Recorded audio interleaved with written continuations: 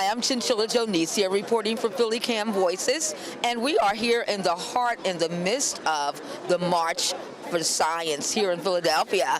And as we see, there are a lot of marches out here today, people that are very interested in science and want to keep science alive and well here in Philadelphia. Here's a lady here now with a sign, "We want clean air and clean water."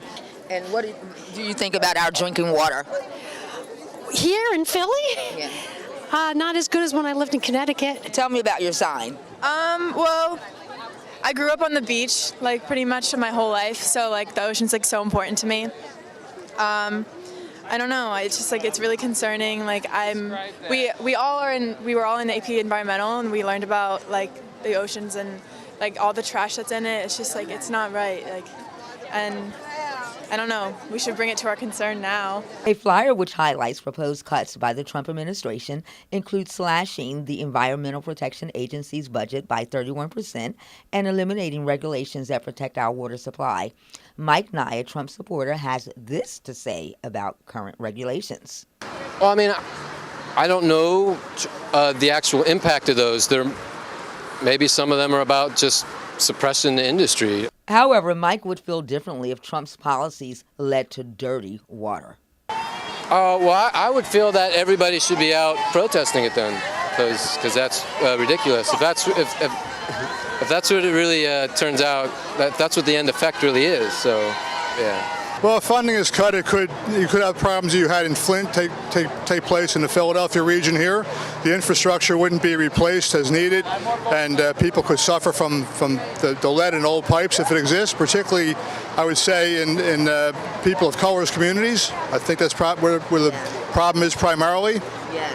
Otherwise, I mean, as far as water goes, it's the Chesapeake Bay is not going to be funded at all. It's going to be cut 100%. The Great Lakes are going to be cut 100%, but that's not ultimately drinking water. I mean, they're going to be cut out entirely. Beside that, there are going to be 2,300 people that will be laid off. There's talk of shuttering regional offices, and the budget is down to $5 billion. It's being gutted more than any other agency is. And we've paid through lack of hiring. We've paid through pay freezes for 3 years. We hadn't gotten raises. And this is more than a job to people at EPA. It's a way of life. We were environmentalists, many of us, before we were employees. So it's personal. With the proposed cuts in funding for the EPA, how is that going to affect our water? Well, you know, the EPA does a lot of really important work in terms of what we do, but also in terms of regulating drinking water. So our creek flows into the Delaware, and the Delaware is a source of drinking water for half the residents of Philadelphia. So, you know, half the residents of Philadelphia get their water from the Schuylkill, half the residents get their water from the Delaware. We're very fortunate in Philadelphia because the Philadelphia Water Department leads the nation in clean water and in cleaning up our creeks. Again, Chinchila Jonesia, Philly Cam Voices.